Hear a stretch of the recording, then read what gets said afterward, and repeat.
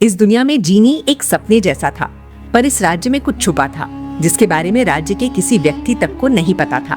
लोगों की जिंदगी इस राज से छुपकर चल रही थी। बाजार की उस धूल भरी गली में एक लड़का बैठा था। नाम था उसका किरण। वो नक्शे बनाता था, उन जगहों के नक्शे जहां वो कभी गया ही नहीं था। हर लकीर में एक सपना था।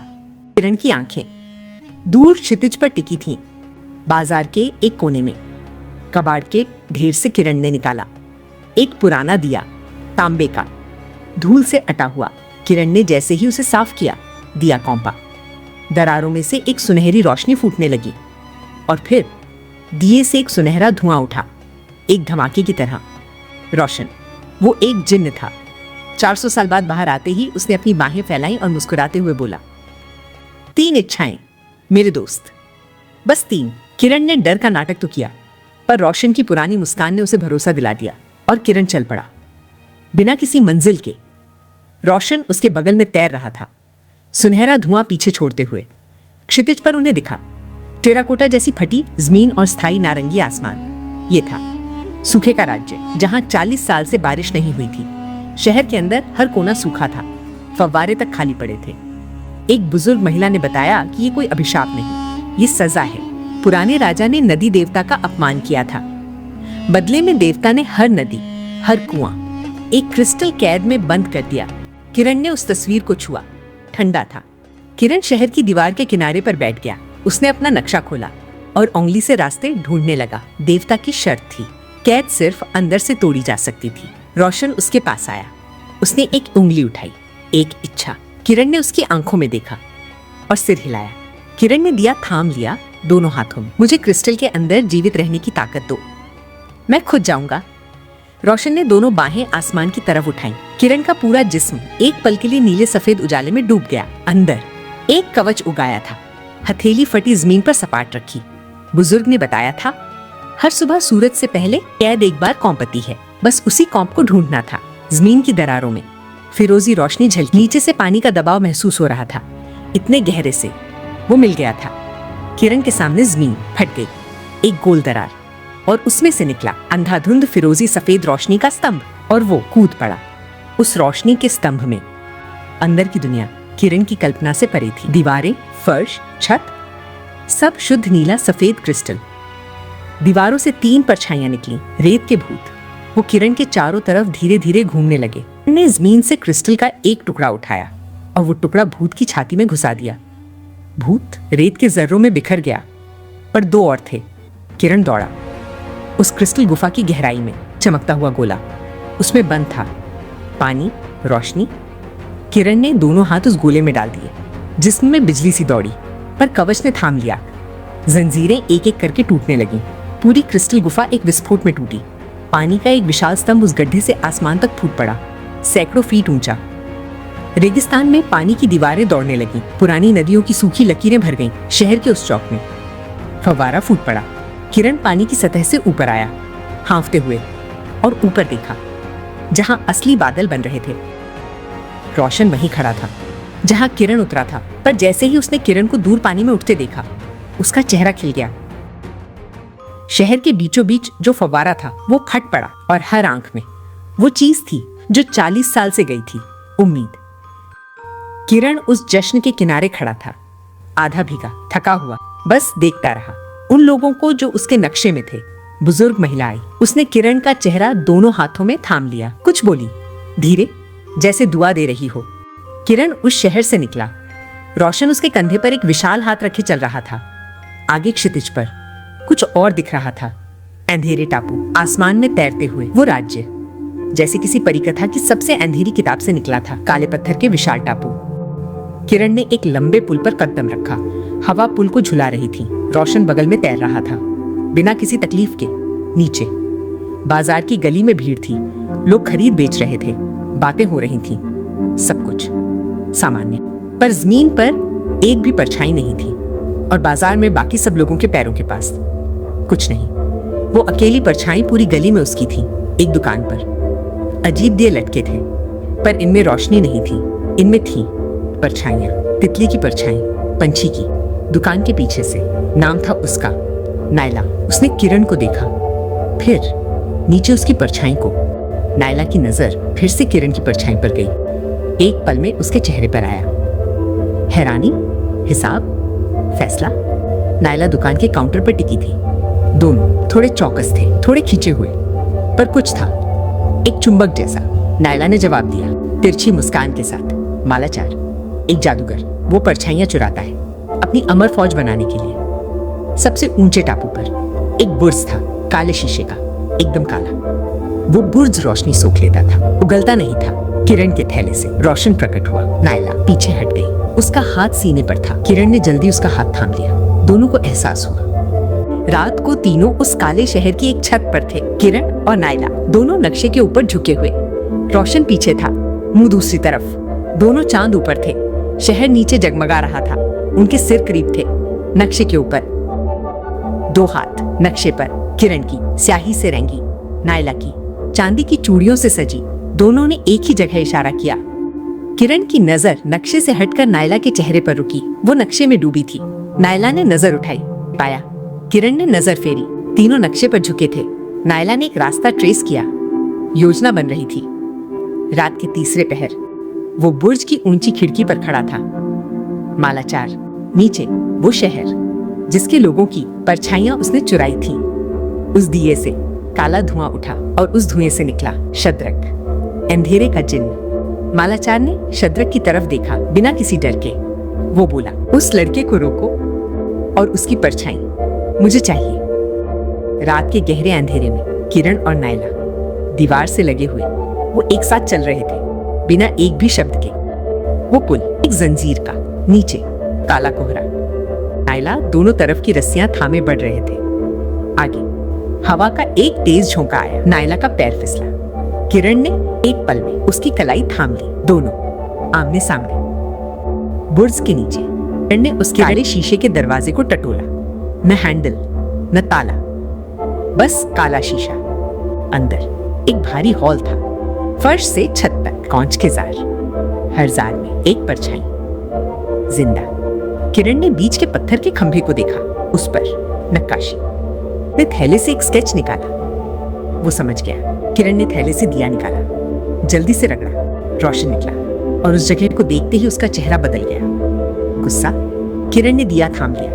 पीछे वो हॉल। इस बार इच्छा में सोच थी, एक चाबी जो इस बुर्ज का हर ताला खोले। रोशन ने इच्छा पूरी करने के लिए बाहें उठाई।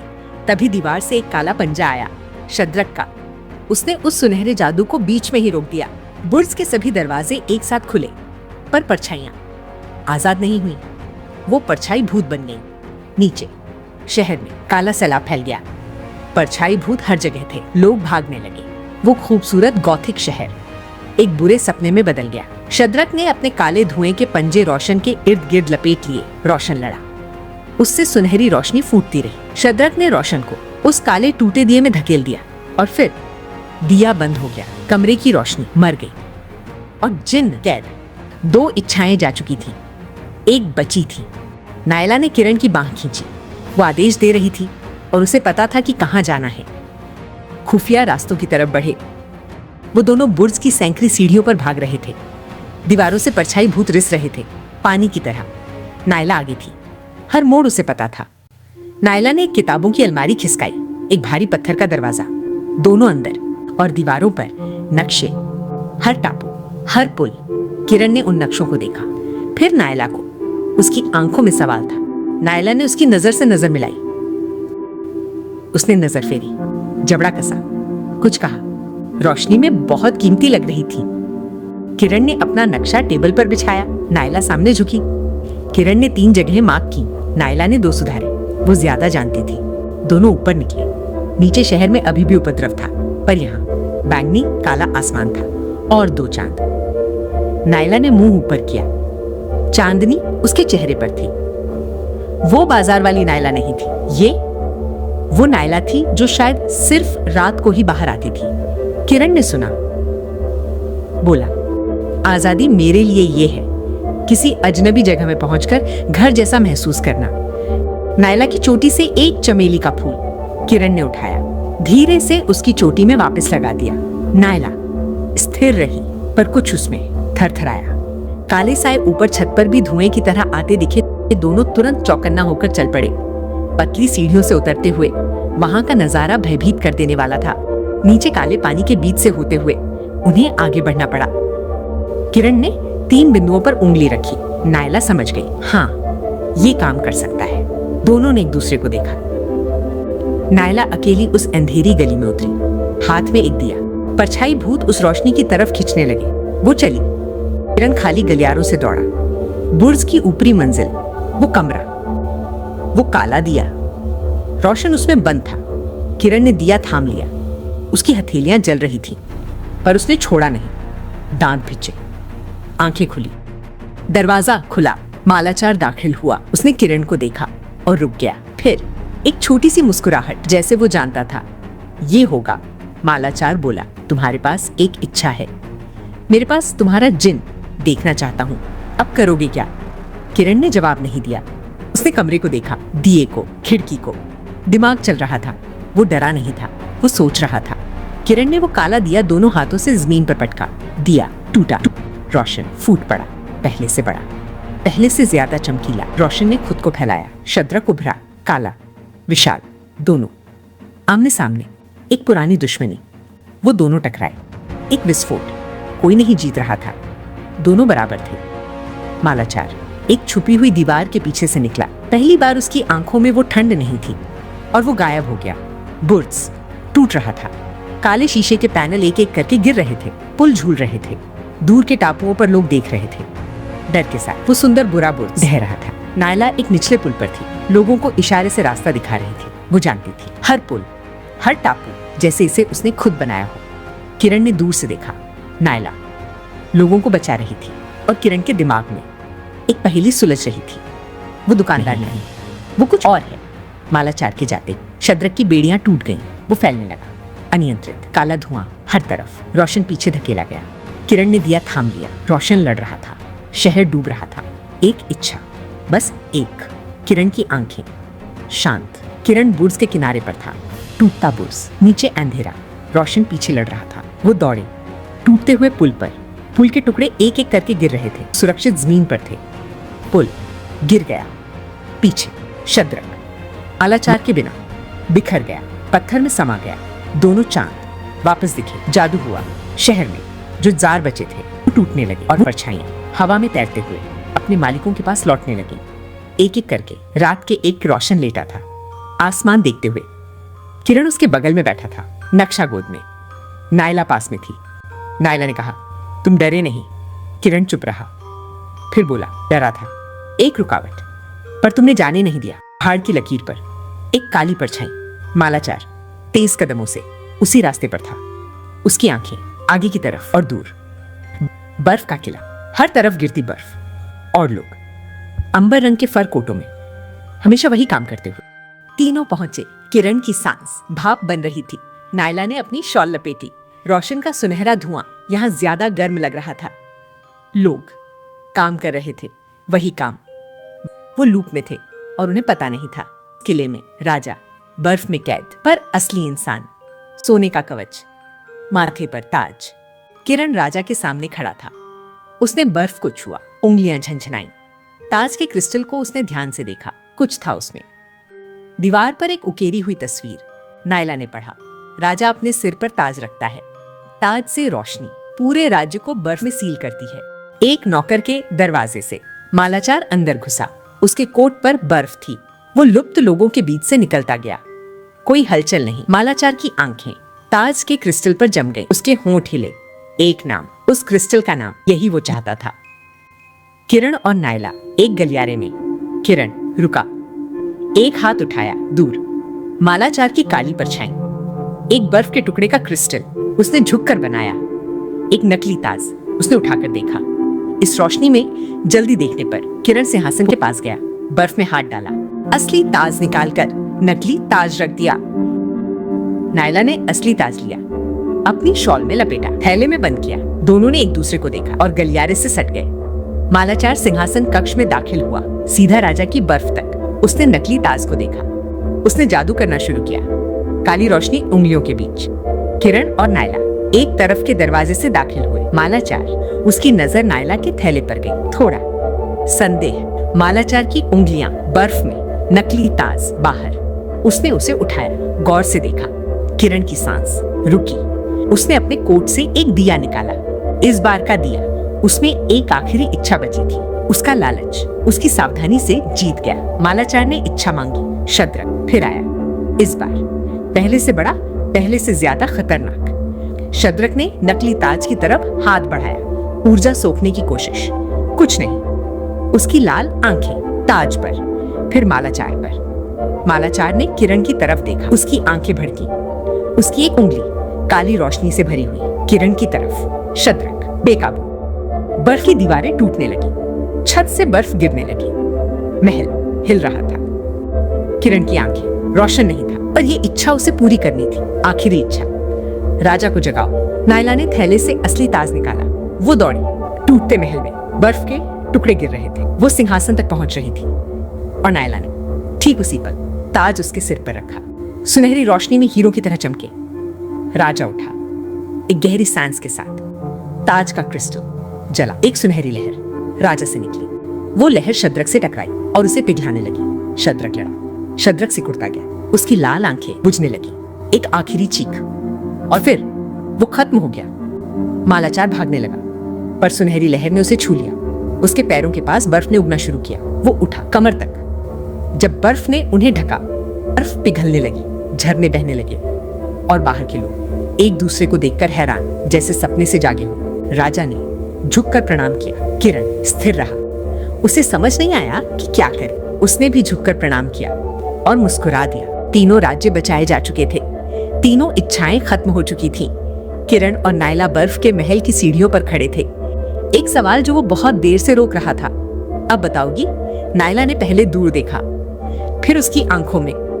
नायला ने एक लंबी सांस ली, फिर अपनी चोटी में हाथ डाला और निकाला एक छोटा सा सोने का पिन। उसने वो पिन किरण की हथेली पर रख दिया। नायला ने कहा, वो बाजार वाली लड़की नहीं थी, वो थी परछाई राज्य की राजकुमारी। और अब वो खुद को छिपा नहीं रही थी। उसने बताया कि वो भागी नहीं थी। उसने खुद ये जीवन चुना था। वो अपने लोगों को दूर से नहीं, बल्कि उनके बीच रहकर समझना चाहती थी। किरण चुपचाप सुनता रहा। उसकी आंखों में न गुस्सा था, न धोखे का एहसास। उसने उस पिन को हल्के से छुआ, फिर मुस्कुराकर वापस उसकी उंगलियों में रख दिया। नायला ने उसकी तरफ देखते हुए कहा, तुमने 3 राज्य बचाए, एक बार भी नहीं सोचा कि तुम्हें क्या मिलेगा। हर इच्छा दूसरों के लिए थी। नायला ने किरण का हाथ दोनों हाथों से थाम लिया। क्या तुम मेरे साथ चलोगे, मेरे राज्य में बराबर बनकर? उसकी आवाज में सच्चाई थी। किरण ने उनके जुड़े हुए हाथों को देखा और धीरे से बोला, तुम मेरे किसी भी नक्शे में नहीं थी, इसलिए हाँ। रोशन ऊपर महल की मुंडेर पर बैठा था। वो नीचे किरण और नायला को देख रहा था। उसका विशाल चेहरा पहली बार इतना शांत लग रहा था। उसने अपनी ठुड्डी हाथों पर टिका ली और बस उन्हें देखता रहा। रोशन धीरे धीरे नीचे उतरा, जैसे कोई बड़ा फैसला लेकर आ रहा हो। आज उसकी चमक अलग थी। वो धीरे से बोला, तुमने 3 बार खुद से पहले दूसरों को चुना। उसकी आवाज भारी थी, लेकिन उसमें गर्व था। उसने किरण के कंधे पर हाथ रखा और बोला, जिन्नों का नियम 3 इच्छाओं का होता है, लेकिन आज मैं वो नियम तोड़ूंगा। उसने दोनों बाहें आसमान की तरफ उठा दी। उसकी सुनहरी रोशनी पहले से कई गुना तेज हो गई। पूरा बर्फ का राज्य सोने जैसी चमक में डूब गया। हजारों कोस दूर किरण का शहर बदलने लगा। सूखे फव्वारे फूट पड़े, अनाज के भंडार भर गए। पूरा शहर एक चमत्कार में बदल गया। किरण ने उस रोशनी में अपना शहर देखा, अपने लोग, अपनी गलियां। उसकी आंखें भर आईं। वो चुपचाप रो रहा था। उसने कुछ नहीं कहा, बस अपनी बांह उसके कंधों के चारों ओर रख दी और दोनों उस सुनहरी रोशनी में खड़े रहे। रोशन की आवाज अब पहले से हल्की हो चुकी थी। वो बोला, तुमने कभी अपने लिए कुछ नहीं मांगा, इसलिए मैंने मांगा तुम्हारे लिए। किरण ने देखा कि रोशन की चमक धीमी होने लगी थी। रोशन ने खुद अपने हाथों को देखा और हल्के से मुस्कुराया। किरण ने जल्दी से दिया निकाला। अंदर वापस जाओ, लेकिन रोशन ने उसका हाथ पकड़ लिया और दिया धीरे से वापस उसकी तरफ धकेल दिया। रोशन ने सिर हिलाया। उसकी मुस्कान इस बार पूरी तरह असली थी। नहीं, 400 साल उस दिए में काफी हैं। उसकी आवाज में थकान नहीं, शांति थी। रोशन ने आसमान की तरफ देखा। बर्फ पिघल रही थी। एक नया दिन शुरू हो रहा था। वो बोला, मुझे लगता है जो आगे है वो भी सुंदर होगा। किरण ने धीरे से कहा, शुक्रिया। रोशन मुस्कुराया। ये मैं कहूंगा, किरण। नायला आगे आई। उसने रोशन को देखा। उसने बहुत कम शब्द कहे, लेकिन उनमें सब कुछ था। रोशन ने एक उंगली उसके माथे पर रखी, जैसे कोई आशीर्वाद देता है। फिर रोशन हंसा। उसकी हंसी से महल की बर्फ तक कांप उठी, लेकिन ये हंसी आजादी की थी। धीरे धीरे रोशन के किनारे घुलने लगे, सुनहरे कण हवा में ऊपर उठने लगे, लेकिन उसने उन्हें रोकने की कोशिश नहीं की और चेहरे पर शांति लिए आसमान को देखता रहा। सब कुछ मिटता जा रहा था, लेकिन उसकी आंखें आखिर तक बनी रहीं। वो आखिरी पल तक किरण को देख रही थी। जहां रोशन खड़ा था वहां अब सिर्फ सुनहरे कण बचे थे, धीरे धीरे ऊपर उठते हुए, दिन की रोशनी में घुलते हुए। दिया अब ठंडा था और हमेशा के लिए खाली। किरण ने दिए को सीने से लगा लिया। उसकी आंखें बंद थीं, आंसू लगातार गिर रहे थे, कोई शब्द नहीं थे। नायला धीरे से उसके पास आई। उसने अपने दोनों हाथ किरण के हाथों पर रख दिए, दिए के ऊपर। उसने कुछ नहीं कहा, बस उसके साथ खड़ी रही। परछाई राज्य अब दिन की रोशनी में अलग दिखता था। 2 पीले चांद गायब थे। पुल अब जिंदगी से भरे हुए थे और हर इंसान के पैरों के नीचे उसकी परछाई थी। शहर के चौक में जश्न चल रहा था। लोग अपनी परछाइयों के साथ खेल रहे थे, उन्हें हिलाते, देखते और हंसते हुए। नायला उस चौक में उतरी। अब वो अपने असली रूप में थी। उसका शाही निशान सबको दिख रहा था। लोगों ने उसे पहचान लिया और किरण उसके साथ बराबरी से चल रहा था। किरण ने अपना पुराना नक्शा खोला, जिसमें परछाई राज्य सिर्फ उसकी कल्पना में बना था। उसने ऊपर असली शहर को देखा, फिर अपनी कलम उठाई और नक्शे को सुधारने लगा। एक कासिद धूल से भरा हुआ वहां पहुंचा। उसके हाथ में एक चिट्ठी थी। किरण ने उसे पढ़ा। नदियां फिर बह रही थी। कुछ देर बाद दूसरा कासिद आया। राजा का संदेश था। राज्य में समय फिर चलने लगा था। झरने बह रहे थे। शहर अब बदल चुका था। जहां पहले धूल थी वहां अब रोशनी थी। फव्वारे, स्कूल, भरे हुए बाजार और हंसी। जिस शहर में वो कभी खुद को अकेला समझता था, अब वहां कोई अकेला नहीं था। किरण और नायला बाग में चल रहे थे। किरण के नए नक्शे पहले से अलग थे। अब उनमें सिर्फ रास्ते नहीं बल्कि कहानियां थीं, रंग थे, लोग थे, यादें थीं। नायला ने एक जगह उंगली रखी और किरण ने वहां एक फूल बना दिया। वो पुराना दिया अब खिड़की पर रखा था। सुबह की रोशनी उसके ऊपर पड़ती थी। वो खाली था, ठंडा था, लेकिन उसकी देखभाल वैसे ही होती थी जैसे वो अब भी खास हो। एक रात किरण अकेला महल की मुंडेर पर बैठा था। उसके हाथ में एक नई दूरबीन थी, नायला का दिया हुआ तोहफा।